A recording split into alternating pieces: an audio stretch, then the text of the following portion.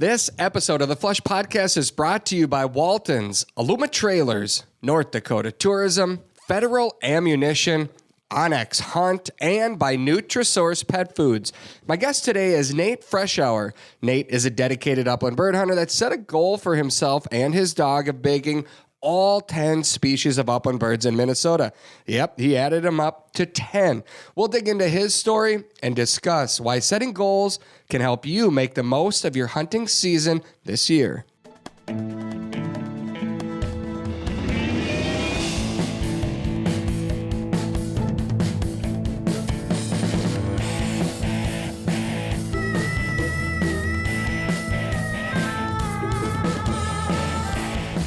Welcome to another episode of the Flush Podcast. I'm Travis Frank. I'm your host. Brandon Morton is our producer, and he's not sitting here right now, Nate. Do you see Brandon anywhere? No, it's just you and me. It's just the two of us.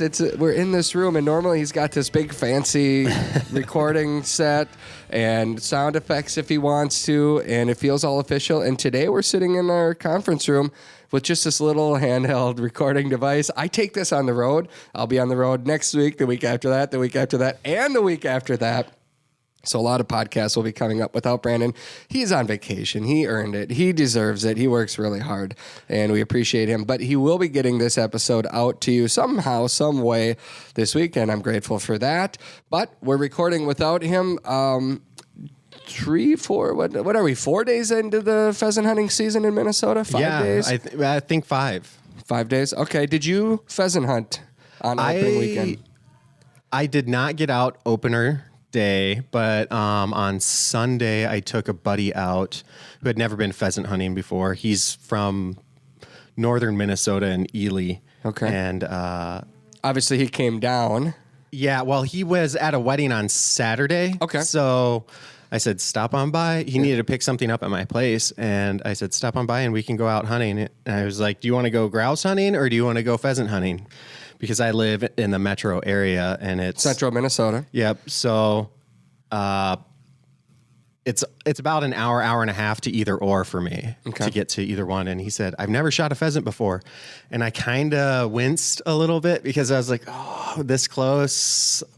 Second day of opener. I don't know if we can do it, but we got out and he got one bird, one rooster, and we were both pretty stoked about that. Nice. Well, I've heard from quite a few friends that did make it out on opening weekend, and the reports in Minnesota are similar to North Dakota, to South Dakota. The birds are on the landscape this year. Hunting season is just kicking butt. Yeah, we saw at least within a couple of hours of us hunting, we saw at least 3 roosters and a handful of hens. So I was happy for an area that gets a little more pressure than most of the further you get away from the metro area. Sure.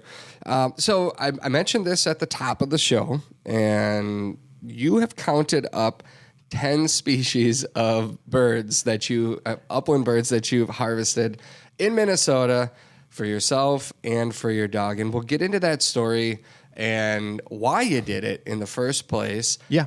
And what you learned along the way. And are there really 10 upland bird species? Probably not. Probably not. But you counted them though, and you said 10. Yeah. There's a few on the list that I wouldn't really recommend people to like seek or anything, but they come up kind of as like if you're hunting this upland / waterfowl, maybe a better way to migratory, definitely, sure. for sure. But I included 2 of the rail species, which we have are Sora rail and Virginia rail. Okay, and I would always see them when I was snipe hunting. So I took them. I don't know if it definitely wasn't clean dog work. I think I had clean dog work on one bird. And by clean dog work, I mean pointed and shot and retrieved. Okay. The rest of them, it seems like they just flush when they want to flush, not even necessarily in front of a dog, or a lot of times when you're just walking by them, they'll flush. But I did count them because my dog retrieved them. Sure. Yeah. A lot of time. Well, this conversation actually is because you reached out to me to invite us to go on a snipe hunt with you in Minnesota. And then we got to talking. Yeah. And there's a lot more to your story that I found interesting. And I thought today's conversation might be good. It's still early in the season, and there's enough time for people to set their own goals, and achieve their own goals. And so I think we'll get into your story and what you learned along the way. But you live in central Minnesota right now. Mm-hmm. You're not from here. Where are you from? Originally from Florida, but I moved to Minnesota, in southern Minnesota, Albert Lea area when I was 5 years old. And then after college, I stayed in the central Minnesota metro area. Always have dogs your whole life? Myself personally, not always having dogs, but we always had dogs growing up, yes. My sister, who actually kind of sparked me back into dogs, had a German Shorthair Pointer, and now she currently has German Shorthair Pointers and breeds them and hunt tests them and hunts with them. Okay, really? Yeah. Nice. And is she local here? Yeah, she's in the northern Minnesota, North Metro area, Stacy area. Okay. Gotcha. So that's where your dog came from, or different? No. I personally chose a small Munsterlander. Why? From things that I read initially, it was their disposition in the home more so. They have a reputation of being calm, having an off switch, but then once you're in the field, they kind of turn it on and go after it. And they're a little bit smaller than some German Shorthairs. I mean, you see German Shorthairs ranging from size to being like 35 pounds up to 75 pounds sometimes. But I was wanting a smaller dog. At the time, I was living in a townhome as well. So it was important for me to have something that was a little more balanced. The coat does get a little frustrating early in the spring or early in the fall with all the burrs and everything else, sure. and mud and everything. But it's, long hair, long hair. But in my opinion, they look a little bit better. But I know when Daisy over here passed out behind you, you're like, "Gosh, she doesn't have much hair." And I look at her sometimes after the hunt. Like recently, I mean, she's beat up. I mean, she is so beat up, and we're just barely getting into the hunting season. She's been out there a lot, but she's cut up all over the place. She doesn't have that protection like some of those thick-haired dogs. I mean, the best protection for a dog is a nice dense coat. Mm-hmm. And that's what breeders strive for, have a nice dense coat on dogs so they do have a little bit more protection, especially in those critical points on like the front of their legs and their underside where they're brushing up against everything all the time. But yeah, it gets hard when you have a dog that doesn't have much of a coat. We also have my wife and I have a Bracco as well that's 3 years old. And how old is your... He turned 6 today. Okay. Oh, happy birthday, bud. Yeah. Well, are you going to celebrate with him today? Yeah, I need to get something for him. After every hunting... Like a grouse or a woodcock or a pheasant, you mean? Well, we're going through a home renovation right now, so I'm like, after work, I'm like working at home. But normally I do try to get after... during the off season, Yeah. I talked to your wife about this. Maybe. No, it's just the timing that planned to happen out because everything's so booked, with, I don't know if you've done any home renovations recently, but it's gnarly. Yep. But, yeah, I kind of lost track of what we were we were just talking about celebrating your 6th birthday today. After every hunting day, I'd normally make a trip through Dairy Queen and get a few pup cups. Oh, nice. But I may do something like that tomorrow. I'll be getting out a little bit after work if I can get all my stuff wrapped up at work. Well, a couple, I want to say maybe 2 years ago already, I had Nick Martin on this podcast. Nick on social media is Iowa Bird Chaser. And he also, I don't know how the conversation came about, but I found it interesting that he set a goal to shoot a pheasant in every county in Iowa. And I think it was on public land. I don't remember for sure if it's all public land or not, but either way, it's a goal that he set for himself. You mentioned a few weeks ago when we were talking about snipe hunting, you followed up that conversation by saying, "Hey, I just got my 10th bird, and it was a spruce grouse." Yeah. And the 10th bird on your list, so you accomplished your goal. When did you set that goal, and why?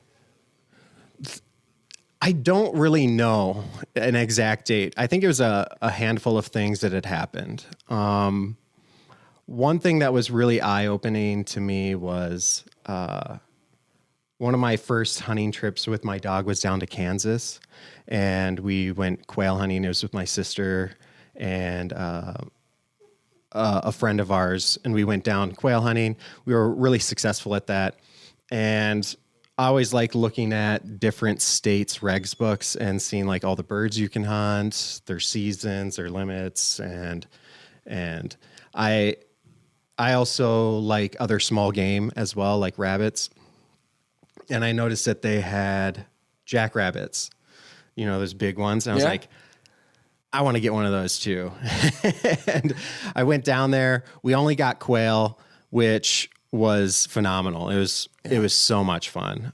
Bob White quail. If any of you haven't done it, I strongly recommend it. Especially if you have a pointing dog. There's just nothing else like it. The explosion of a bunch of tennis ball size bumblebees just going in every trying to direction. pick one out, and even having nerves get to you, and you just kind of shoot at the full flock and you don't even hit one down. Isn't that amazing how you think you're going to take 5 down in a shot and you hit none? I don't understand it. Always pick a bird. Pick your bird, shoot that. Sometimes you may get another one, but don't flock shoot. It never goes well. Yeah.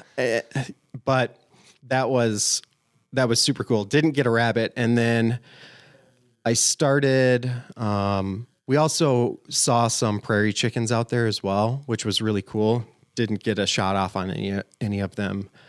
But I got invited from a friend that also has a small Munsterlander to his camp, where he invited some other people that he knew that had small Munsterlanders.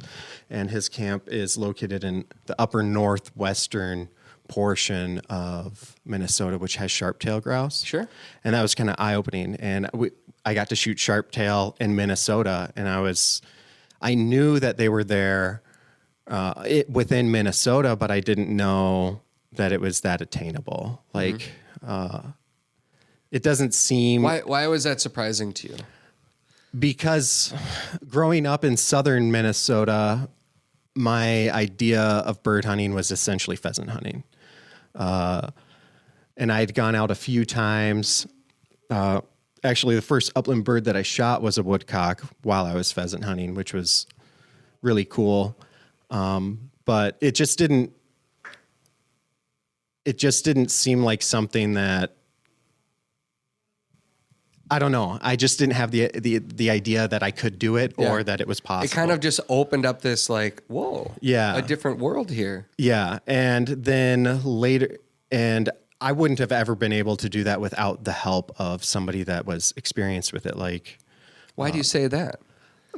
Because I didn't know the habitat. I didn't know what I was looking for. I didn't know what area they're actually concentrated in. Because you can get a map and say they're here, but if you go to some of those areas, they're not there. It's just maybe not the right habitat, maybe not any habitat at all, lack of habitat, or it's all private land. So without having somebody else that really knew the birds, it becomes difficult to do it on your own.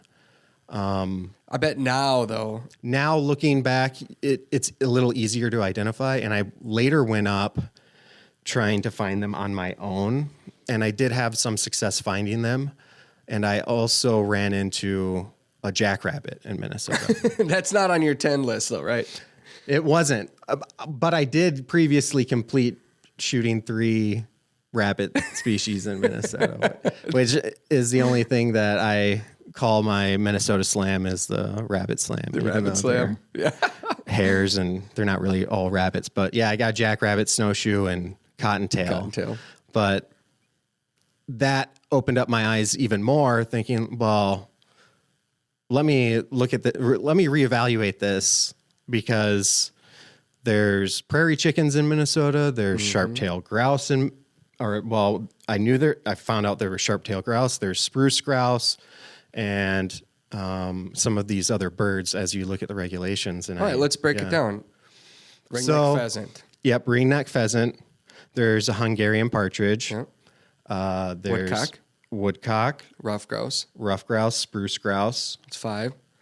Sharp-tailed grouse is 6. Sharp-tailed grouse, prairie chicken. Yep, that's 7. There's snipe.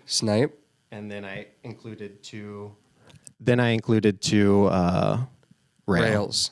You could also include dove, which I've done as well, but some people do classify dove as an upland bird, and it's kind of one of those. Yeah. And I guess technically turkey. Yeah, turkey, but I could not hunt that. You can't hunt those with dogs in Minnesota. I know there's some other states that you can, but I was really focused on Minnesota. You also mentioned you're really focused on what you can do with your dog. Exactly. Yes. I've spent so much time training my dog through the NAVDA system. I've also done some AKC hunt tests and some other German tests with my dog. And spending so much time training with non-natural scenarios. What do you mean by non-natural? Meaning that you're planting birds. Yep. You're using dispatch game, and your primary goal is to get performance out of your dog on a specific day. Depending on what the test is, whether it's pointing within NAVDA, there's water work and tracking and that sort of thing. And doing all that kind of, it's not fake because it's definitely beneficial. It gets you to a point where you can trust your dog in very many scenarios. And like retrieving a pheasant that drops into the water, for me personally, like that's very important for my dog to go out, get that bird for me and bring it back, especially if it's a late season bird, because I'm not getting in the water. Right. I'm not that big of a waterfowl person, so I don't utilize all those skills as much. But your dog could handle a waterfowl hunt like a lab, probably. He definitely doesn't prefer it because we haven't done a lot of it. Like sitting in a blind is not his forte. Nor is that white rocket there. He wants to move. He wants to move constantly, and having him sit and stay and wait for birds is not the best for him. And maybe it's a temperament thing. Maybe it's just me not training well enough for those types of scenarios. Well, I'm sure you've learned quite a bit about yourself and your dog through the training process, but take us back to deciding how you wanted to approach training your dog. So I got my dog through a breeder, and he was one of the picks to be a stud dog in the future. So they required a NAVDA natural ability test and some confirmation stuff and health checks before that happened. And that's kind of what started me on it. After we were successful at the natural ability test, I really wanted to see how far I could get my dog in that system. And we got up to the invitational, didn't pass it, but we passed the utility test at a fairly young age for the dog. He was just under 2 when he completed his prize 1 utility, which is not very common. It's not uncommon, I would say, but it's not the most common. And it was more so just to see what I could do, how if I could train a dog to that level. And without really did you have any training experience going into this? No, not really. My sister helped me a lot in the initial portions of it, and then getting together with local NAVDA chapters was critical. So Central Minnesota, where you live, where did you go? What was your NAVDA chapter? Minnesota chapter. is the local one. There's a couple other ones. Minnesota chapter is a very large chapter. I think it's one of the biggest in the NAVDA, within AVDA International. It's got to be, I think it's over 300 members, which is really high. But that being said, we only have 3 chapters within the state. So there's the Southern Minnesota chapter. And then, well, the St. Croix chapter uses a lot of the Minnesota training grounds, but they're technically Wisconsin. And then the Minnesota chapter, which is essentially from southern Minnesota all the way up to Virginia, is some of the training grounds up there. Hunting season is here, and North Dakota is one of my favorite places to spend a fall day. That's because North Dakota is a bird hunting paradise. You can hunt both waterfowl and upland birds all in the same day, and North Dakota has approximately 700,000 acres of private land open to public walk-in hunting. This year, North Dakota has a population estimate of 3.4 million breeding ducks, which is 38% above the long-term average. And their prairie pothole region is smack dab in the middle of the Central Flyway. Their spring water index also came way up, over 600% from last year's drought. The habitat on the landscape looks great, and bird reports are strong throughout the state. With a little scouting, you just might find yourself in a field surrounded by wild flushing pheasants, sharp-tailed grouse, and Hungarian partridge. Plan a legendary bird hunt this fall in North Dakota at legendarynd.com. I love my dog, and like you, I always want to make sure that she has what she needs to stay healthy year-round and perform at her best in the field. That's why I feed Daisy Nutrisource high-performance dog food. Nutrisource dog food comes with their Good for Life system that includes 4 key ingredients that work together to support gut health, heart health, and the overall well-being of our dogs. I have complete confidence that my dog has all of the nutrition to excel in the field and make it through a rigorous hunting season. I've seen it firsthand, and she loves her food. Take it from me and my dog Daisy. Nutrisource high-performance dog food can help your dog reach their full potential. Find the food that's right for your dog at NutrisourcePetFoods.com. If you're an outdoor lover on the go, then odds are good that you have toys and equipment that you want to haul. Aluma Trailers, well, they've got you covered. Their trailers are built by a hardworking team in Bancroft, Iowa. They have models for nearly any and every hauling need, from ATV and UTV trailers to utility, snowmobile, motorcycle, car trailers, and even fully enclosed trailers like mine.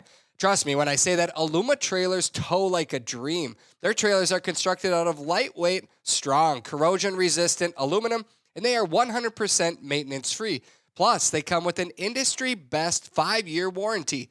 Visit alumaklm.com to find a trailer that fits your needs. How did you, did the breeder send you to this chapter, or no, did you do your own research? No, it was just, she just said, find a local NAVDA chapter. They'll have help, and sign up for a test and run your dog.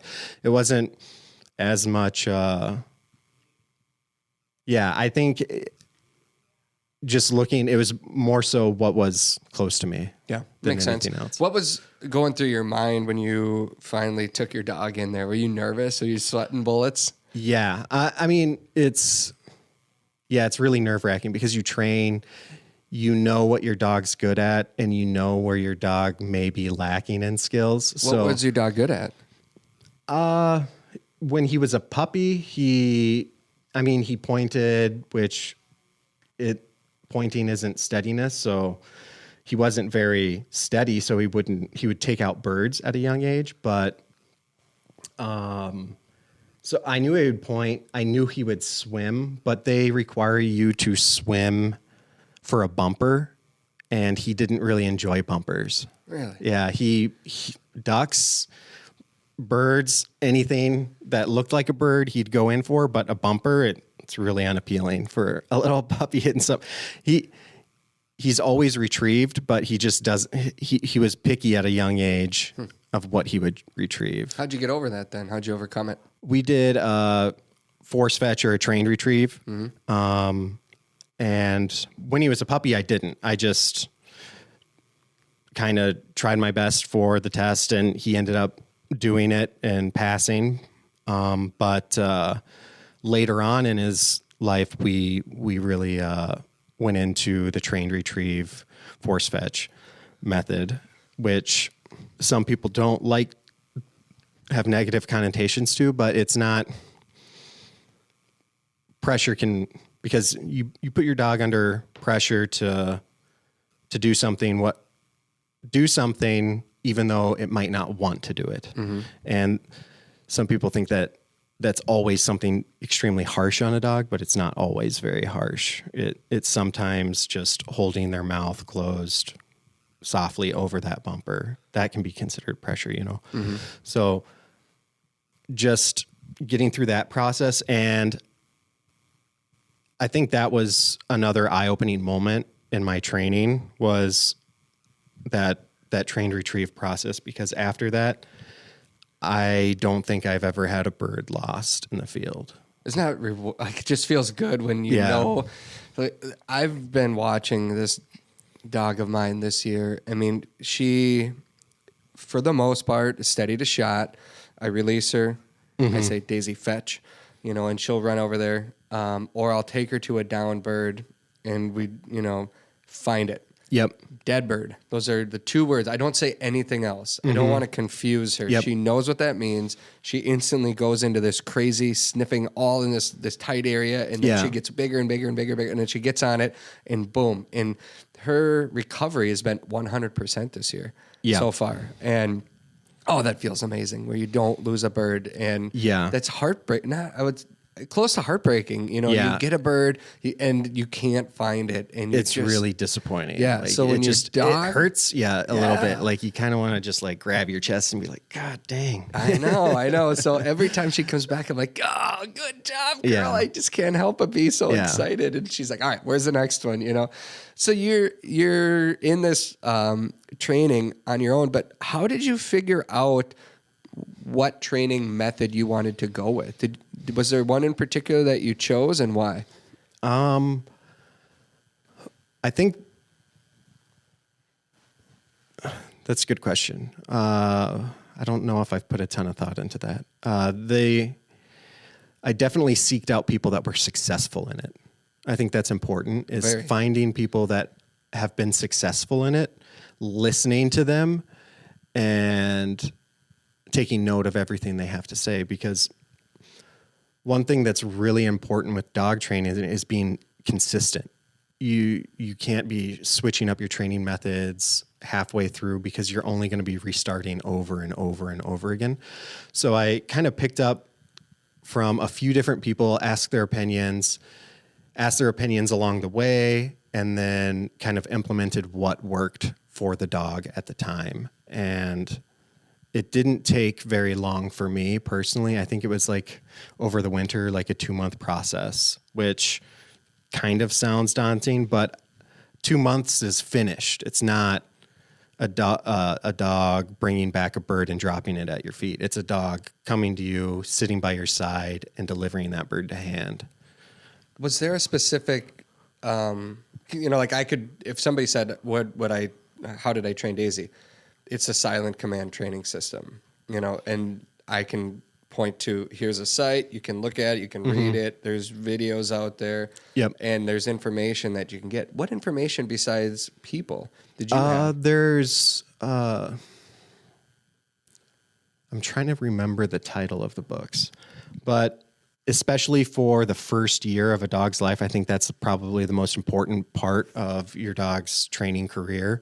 And it's not necessarily training, it's exposure more than anything else. And there's a book by Joan Bailey, I believe her name is, and she was very early in the NAVDA system. I believe she had wire hair pointing griffons, and it's kind of I believe, I'm probably going to butcher the name of the book, but I believe it's called How to Let Your Dog Train Itself.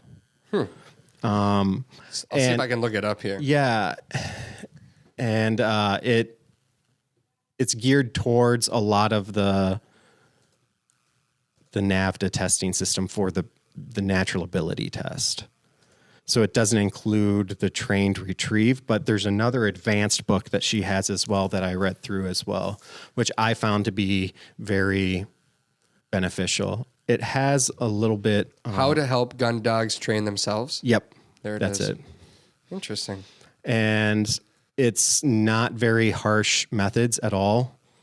Like in some of the other, there's some other books that you can read and it's very high pressure to get your dog to do what it wants. But more than anything, it's getting your dog out on a daily basis or a couple days of the, I like to do 3 or 4 days a week personally, but getting them out into the field on wild birds and just letting them figure it out. That's not always accessible to everybody, obviously. And I think that's where NAVDA can really help, is getting into scenarios that are maybe unnatural, but beneficial to the dog and its learning progression of being a gun dog or a pointing gun dog specifically. It's not really, those books aren't designed for flushers or retrievers, and I don't have experience in that, but for the pointing breeds, it's really beneficial. It's interesting with the pointing breed myself, and then flushing breeds, just how different the training is in the whole process. I mean, I go back and forth all the time on some of my techniques and things I've learned, and it's different than somebody with a lab. I mean, there are scenarios that you would say, no, I don't want my dog to creep an inch. Yeah. Whereas a flushing dog is like, oh, what's the big deal about having a little creep in there? I kind of want a little creep. Like, no, not when your dog is 250 yards away from you. Exactly. A little creep means a bird could flush. You're the flusher. They have zero flush in them is what you really ultimately want. Exactly. So you've got to this point now with your dog. And now you decided, somebody took you out after a sharp-tailed grouse and you got that. And it tripped this trigger inside of you that said, I'm going to see what else is out there? Or when did you actually ever set a goal for yourself to say, I want all these bird species? It was probably more recently than in the initial stages. There was one bird that I thought I was never going to get. Which one? The gray partridge or Hungarian partridge, some people call them, or a Hun. They are very difficult to find in Minnesota. Yeah. They're not.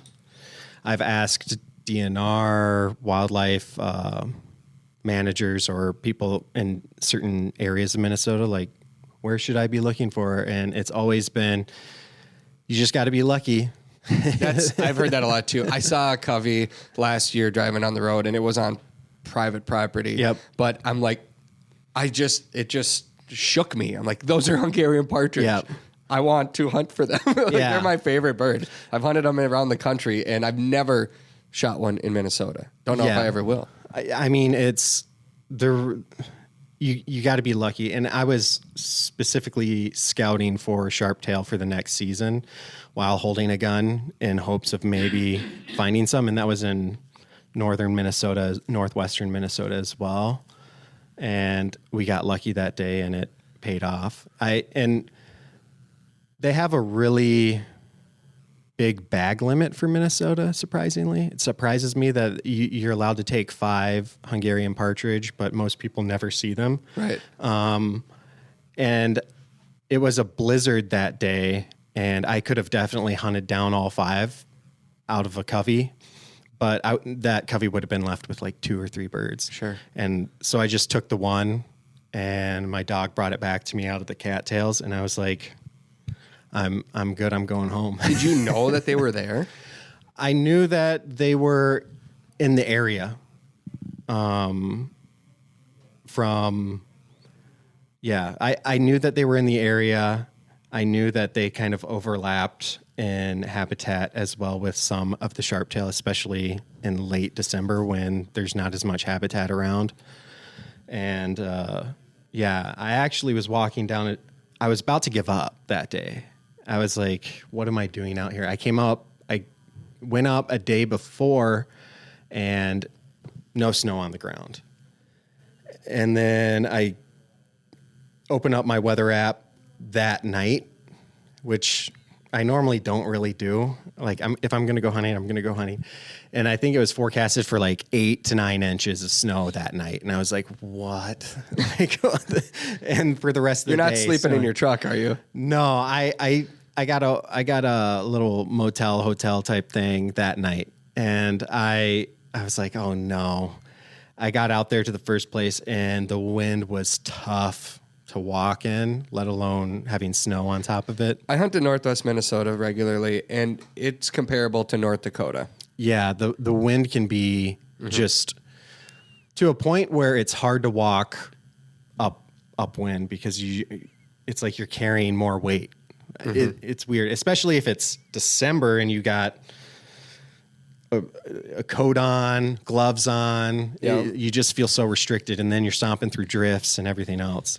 So I pulled up to a spot, and I was like, I'll just go down this trail. I'm going to walk down to as far as I can get, and then get back to the truck and go home.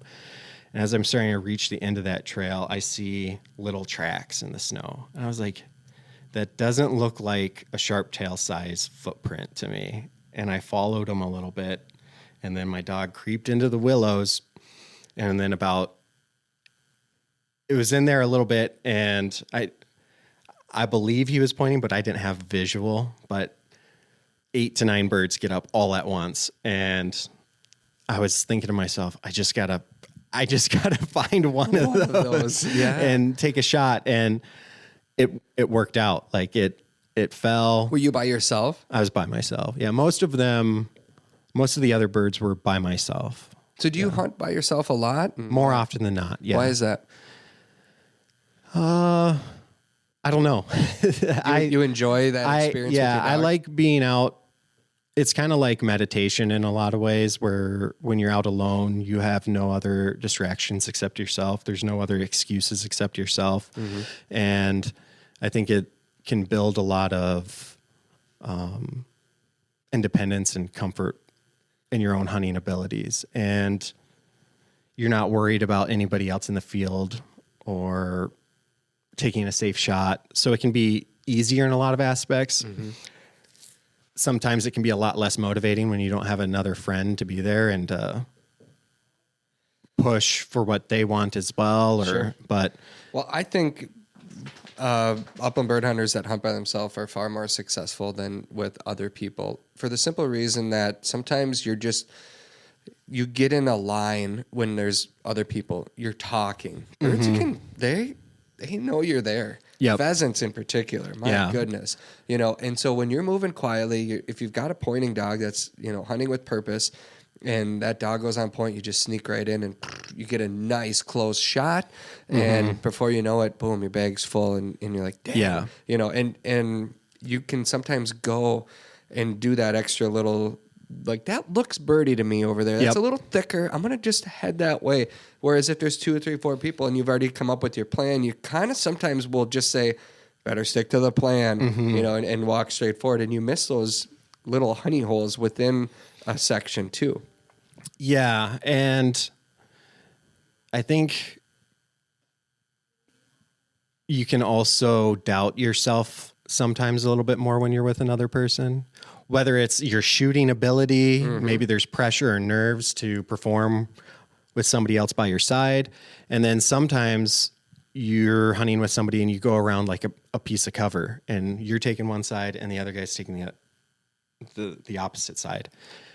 And all the birds fly out to the other guy. And it's like, dang it, I should have been over there. But there's joys to both. Yeah. I get it. There's a lot of joy in hunting with just your dog. On the opposite end of that, you could be the guy that's on the side. That exactly. So yes. The Onyx Hunt app is one of the most valuable hunting tools that I take into the field every day. I use it on every hunt. Seriously, every hunt. Their app tells me everything I need to know about the lands that I want to hunt and the lands that we can all legally hunt on.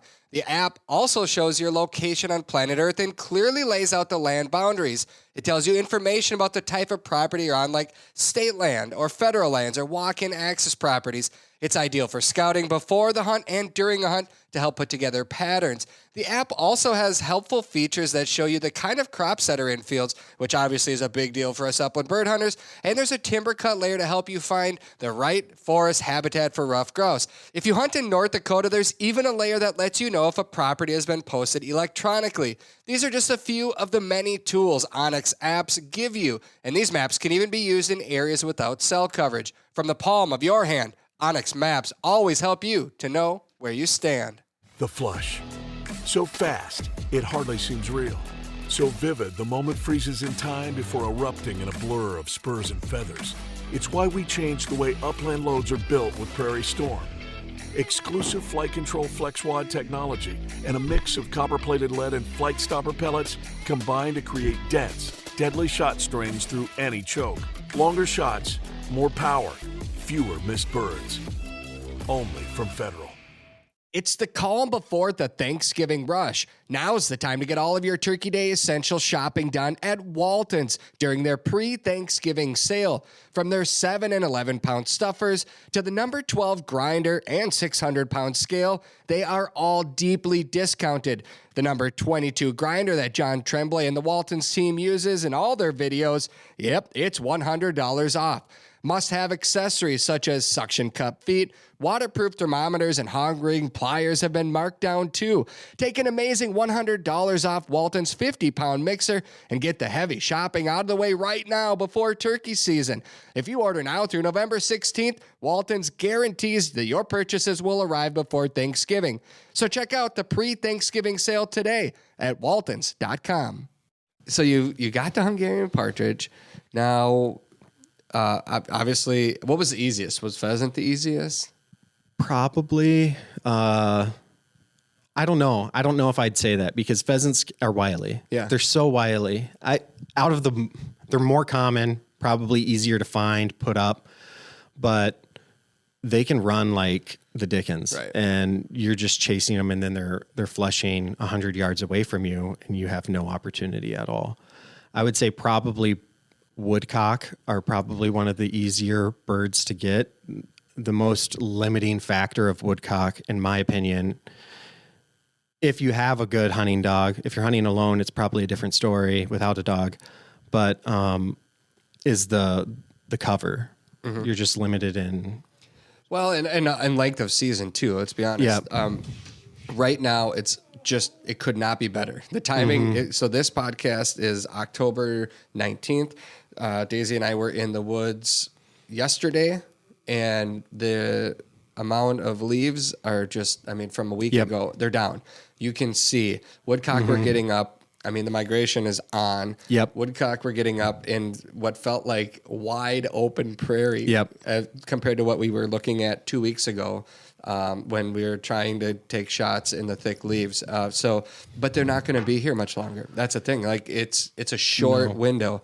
Rough grouse are going to stay. They don't migrate, but obviously the woodcock, if you're interested, you got to go now. Yeah. I would also recommend people while they're pheasant hunting to hunt for woodcock as well. And I don't know if a lot of people know, but in a lot of the willow thickets, the dogwood thickets, where there's moisture on the ground and there's no leaf or grass cover underneath, when those woodcock are migrating, they're stopping in all of those spots because they don't always have the woods cover when they're migrating through. Mm-hmm. And I have had limits on pheasant days of woodcock. Really? Yeah. And it's any particular region in Minnesota that they seem to be more prevalent? They breed in every county in Minnesota. So they're going to be, if you have the right cover, if it's dense enough, if the ground is open where they can probe for worms or bugs or whatever they need to eat, and it's soft and moist ground, then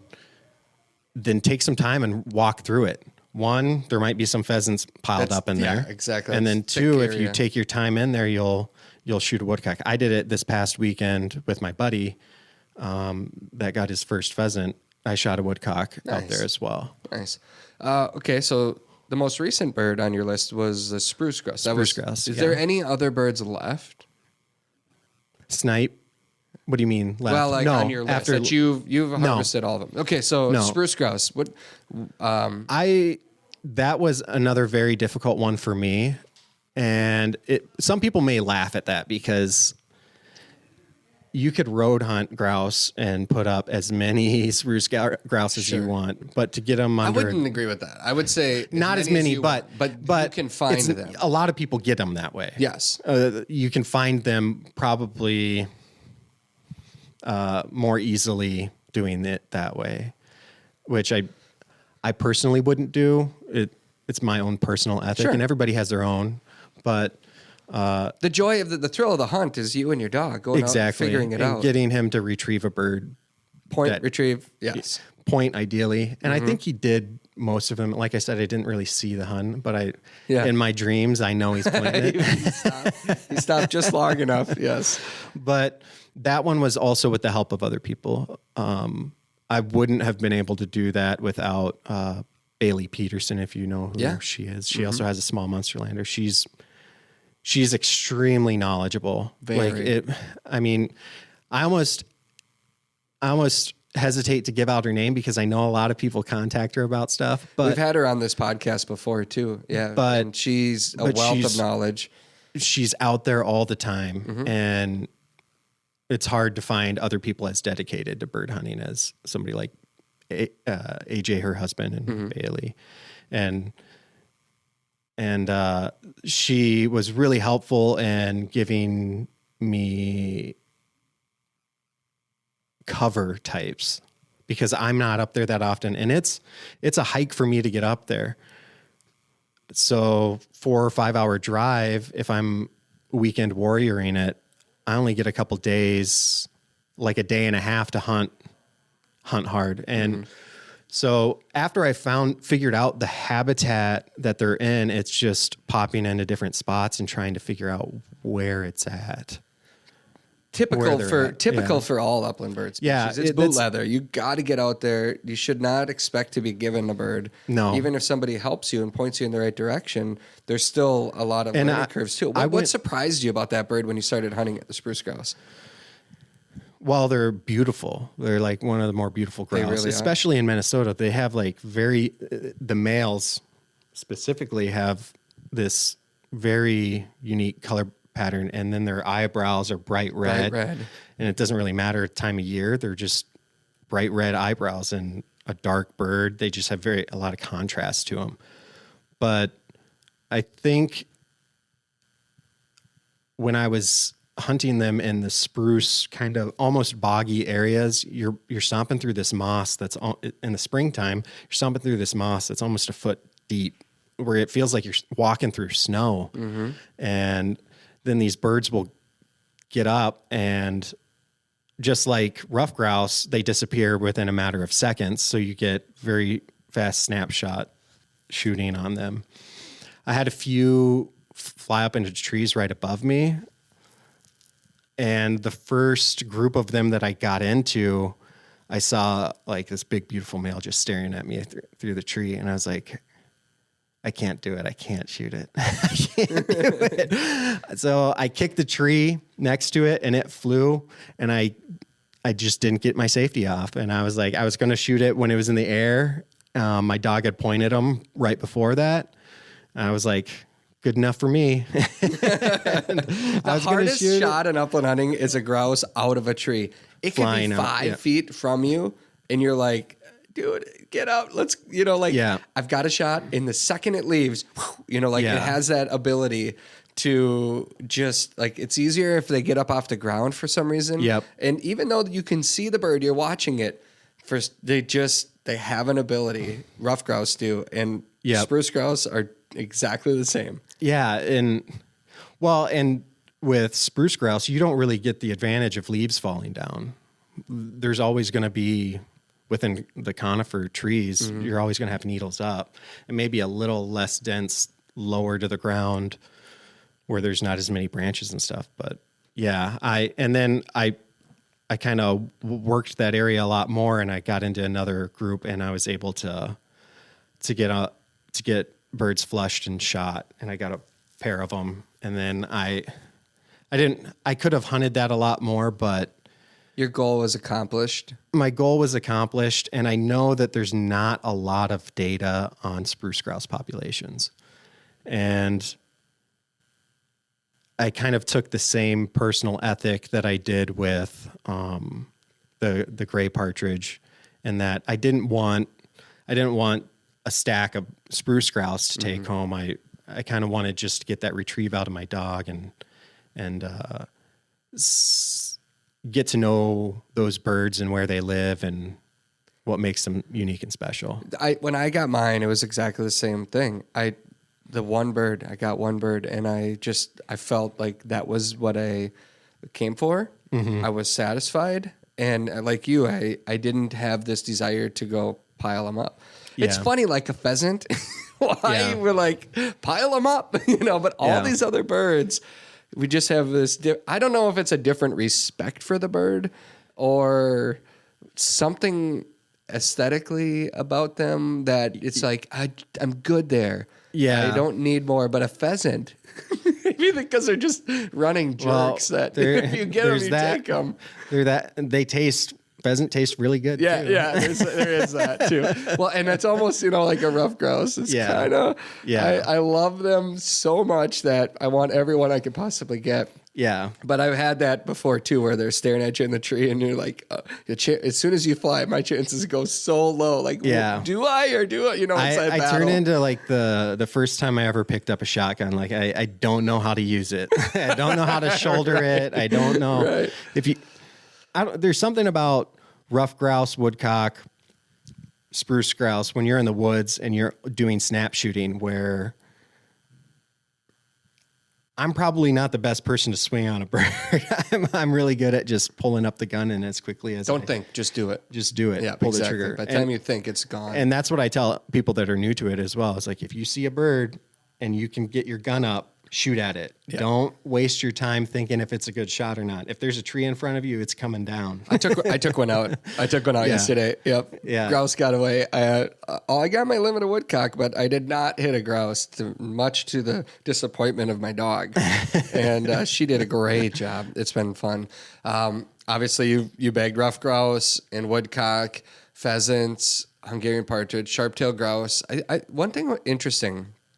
I've hunted sharp-tailed grouse in Minnesota too, and it's a different bird to hunt than if you go, because you've hunted chucker, you've hunted, around the country, but our sharp-tailed grouse are not like Fort Pierce, South Dakota sharp-tailed grouse. Yeah. Minnesota's birds, I've walked some of the most beautiful grass and never seen a bird, and then all of a sudden you go into willows and get ready. And they just burst out of there. Yeah.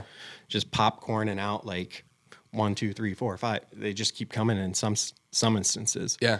I have not had the opportunity to hunt.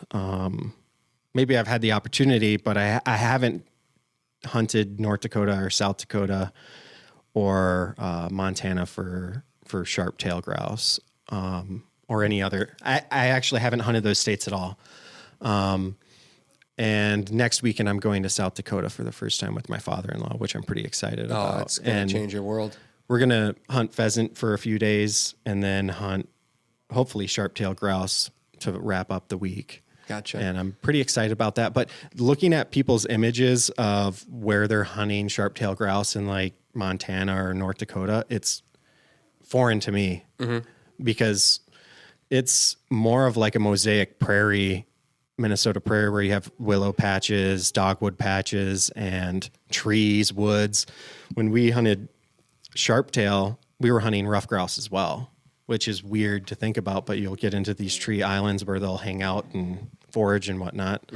But it's a unique opportunity. It is really cool. And I think that's part of the fun of traveling around and hunting like you've been doing and learning as you go. I find a lot of joy in that myself. Yeah. It's, to me, the bird is just kind of like the culmination of it. Obviously, I love to eat them, but you did it. Like you figured it out. You did it. I mean, you accomplished this mission, and I'm okay not being successful right off the bat. I actually enjoy it more because then I want it more, and then the satisfaction is so much greater when it does happen. Yeah. Just figuring it out for me is is one of the cooler parts about it. Like, Yeah. understanding the birds is a part of the whole process. If it was just given to you where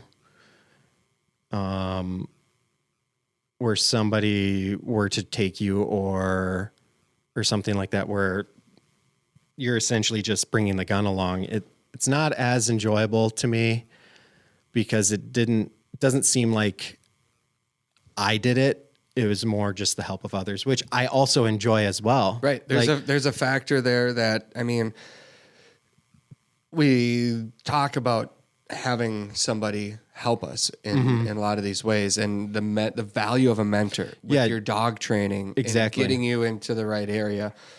So I don't want people to think that that's not important. It's so important. Well, I wouldn't have been able to do it with people either, at least helping me and giving me tips, pointers, what I should be looking for, even with this own personal little goal that I had for myself. Mm-hmm.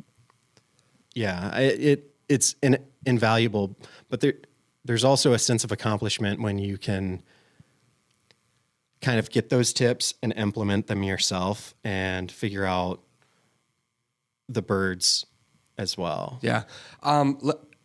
Shorebirds, snipe, rails. How often are people flushing those birds that they don't even realize that that's a game bird that they could take? Rail probably more often than snipe. I know people that do hunt. I know a couple of people that I've heard of hunting snipe in Minnesota, and it's definitely something that people do. It's not as common, but I think that you really need to, when you're going out for birds, shorebirds, there's a lot of birds that look like snipe on the shore. Yeah. There's dowitchers, there's sandpipers, there's plovers, and they all look like different sizes of snipe. I pulled up on a bird 2.5 weeks ago, roughly, thinking it was a snipe, but I wasn't 100% certain, so I didn't pull the trigger. Yeah, you dropped the gun. And there's a couple tall tale signs for snipe that I have figured out and learned. Is first the color pattern. They have some. There's not with some birds, you get like immature color patterns where they kind of look very drab, not very colorful. But with snipe, they'll always have these lines running down their back that are more of a yellow color than brown. And then they will have a white belly, more white than anything. It gets a little mottled in some places, but so you'll have, that's kind of the basic. They have a very long bill. It's much long for the proportion of the bird size. It's longer than you would see. Can you see that though when they get up? I mean, that's the thing. You've got a split second. If you're close to them, you can kind of tell. They normally do not stay in groups and run around in groups. So you'll see some of these other birds like yellowlegs and sandpipers that will stay in like groups of 4 or 5, and then they run the shore bank together before they flush. And then when they flush, they stay close to the water and they fly low, and then they just land very nearby, just ahead of you. Snipe, they get up and go almost at like a 45 degree angle and start shooting upwards, and then they'll make a couple keeking noises where it's like a keek keek. I sound terrible trying to mimic it, but they make a couple vocalizations where it's a little raspy when they're getting up, and I normally only see them in pairs of 2 or singles. And they're not visible on the shore most of the time. They're tucked kind of in a very light cover that they can crouch in. So do you flush them wild, or does your dog point them? My dog has pointed them. I mean, if you look back at like the development of setters in Ireland and whatnot, they're snipe dogs. They're not in all cases, obviously, but they're designed for snipe. And over there they have jack snipe. Here we have Wilson snipe, often called common snipe. But they look very similar, behave very similarly, and they're in similar habitat. It depends a lot on the wind and the cover that the birds are in. If it's light cover, with a moderate breeze to it, they can. What kind of cover are we talking here? Because to me, it feels like it would be, It's pretty flat. Cattails on the edge of between cattails and water on that dry area. If you have an area where it's about 50 feet before the cattails or after the cattails, yeah, and then it's in the places that I've hunted, it's easy to walk through when you're on the water on the shoreline. Primarily because if it's not easy to walk into, it's almost impossible to walk into. So, it's muck if it's... Yeah, you're sinking to your knee, your shoes are coming off in the mud. Sounds terrible. It's miserable, and that's but... not where you're going to find the birds. You can sometimes, if it's dense enough for them to stand on top of it and go through it, you can find them in those areas, but they don't need as dense as cattails. It needs to be a little more open so they can kind of run and dart in and out of those spots. Another place that you can oftentimes find them in the migration is beaver dams in the Northwoods. You can find them sometimes there. Also in dried out pond beds. So this being a dry year, it's probably prime condition. Drier years, I have found success, mainly because the shore's pulled away from the cattails. Mm-hmm. There's a little bit of new growth that you see in there that is not so dense that they can't run on. And then your dry pond beds where they're not mucky, so you can walk on top of them. And I had a lot more pointing opportunities on my dog when the pond beds were dry because you have a lot more... You don't have like the waves and the water. I don't know if that messes with scent or anything. I'm not sure. Well, I would imagine if there's water, it's taken away 100% of the scent. And he was pointing pretty regularly on those birds. But my dog's very experienced at woodcock. I think that's also a shorebird. It just doesn't stay on the shore. Sure, yeah. And I think that if your dog is very successful at woodcock, I don't think that it would be hard to get them to start being successful on snipe. You just have to find that balance of the habitat where it's not too dense, not too thin. Sure. Are rails similar in habitat? Rails are not. Yes. Well, yes, they are similar in habitat. I normally find rails walking into the areas for snipe in those dense cattails. So you have to break through some dense cattails or dense other cover. They're in a lot denser cover, and they're smaller than a snipe. They're bigger than an English sparrow, but not by much.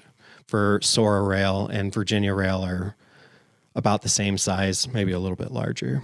How did you know once you started hunting them when you were that's definitely what I'm after? Because you have to take one before you really know for sure, don't you?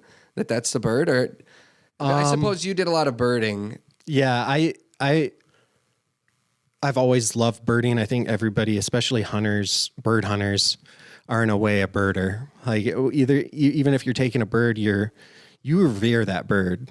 You like that bird. Mm-hmm. You like seeing them. You'll stop and watch one if you have the opportunity. Like you're right. Absolutely. If I see a grouse, I stop. If I see a pheasant, I stop. Yeah. You're a birder. You like looking at birds. Ducks, geese, yeah. It just happens to be a season where you can take them as well. And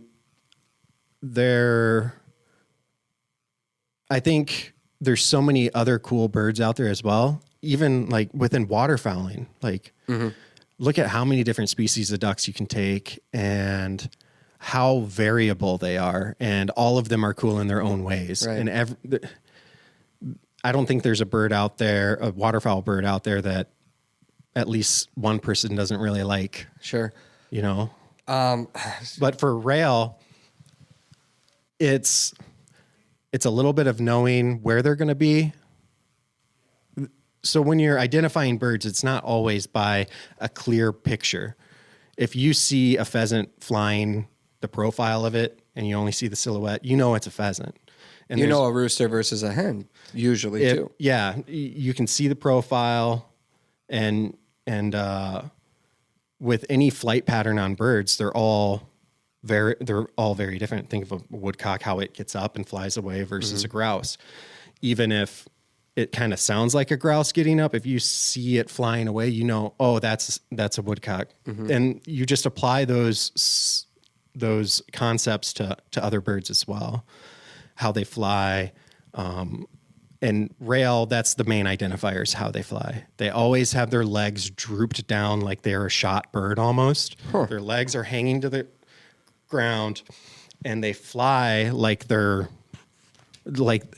they migrate all the way down to the coastlines as well in the southern United States. But if you see a rail fly, you would question yourself, how does that bird make it all the way down there? Because they will fly about 10 feet when you flush them, and then you'll never find them again. Really? They just run that tight? They just run. Your dog, I don't think I've put up the same bird twice when I've hunted for rail. I'm kind of fascinated by these shorebirds right now. I mean, you're very knowledgeable on them, and it to me seems like it's something that I want to try. Now, rail are a lot easier than snipe. Really? But the shooting opportunity, you have to know where your dogs are at, because they don't get up very high off the ground.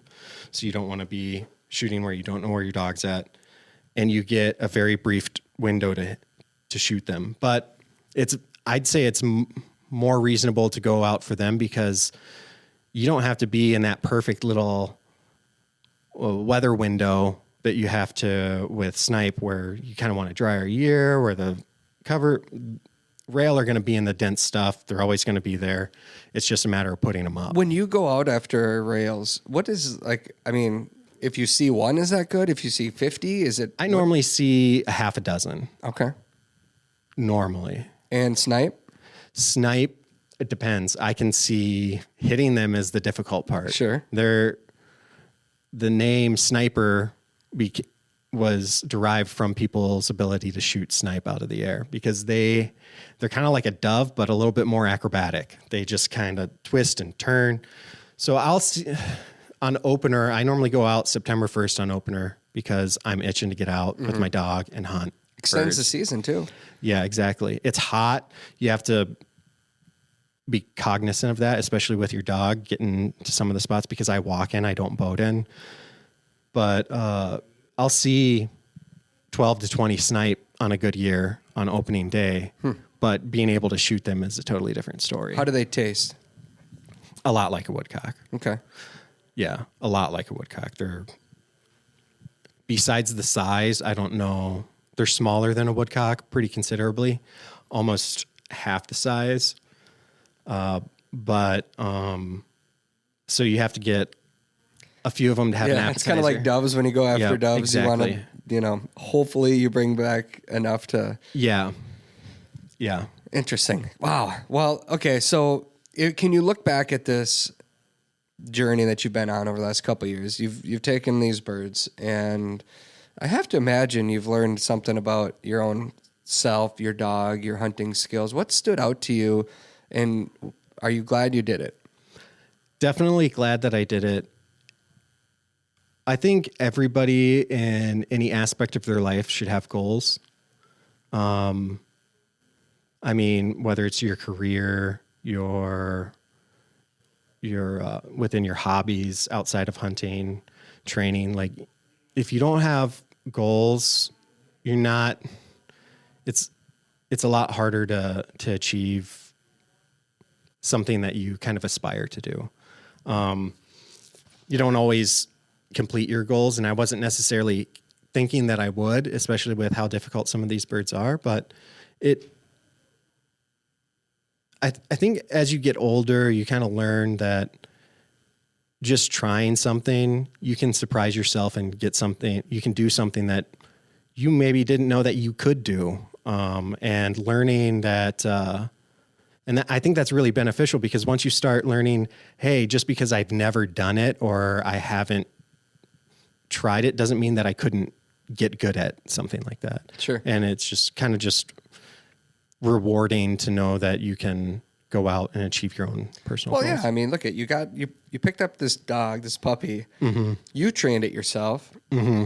You've hunted all these birds in the state. You've been in places where some people might never want to hike. And you've come out of there feeling pretty dang good about yourself. I bet. A lot of confidence. Yeah, it definitely a confidence booster, and I think that can go in that. You can relate those experiences to other aspects of your life. It's not just hunting. It's not just dog training or birding or whatever you want to do. It's just, I think it was a goal that I kind of set. I was very vigilant on trying. There's multiple years that I looked for Hungarian partridge. There was multiple years that I looked for spruce grouse. Maybe it wasn't like the whole season of looking, but made trips for them. Made trips specifically for those types of birds. And yeah, like you have to, you're not always going to be successful. And that's also a good learning experience. Like we talked about earlier. Yeah, that's great. You're going to learn something from being unsuccessful, whether it's, I'm never going there again. I'm never trying that again to getting real close. And then once you get real close, you see a bird 2 years in a row, but you don't shoot it. You're amped. You're like, I'm going to get out there and I'm going to do it. But I don't know. Like, what's next for you then? I've been trying to make it a point of taking other people out that either they're hunters and they haven't shot a bird, a specific species or something, just trying to help them. I mean, you have to be an ambitious person for me to want to take you out.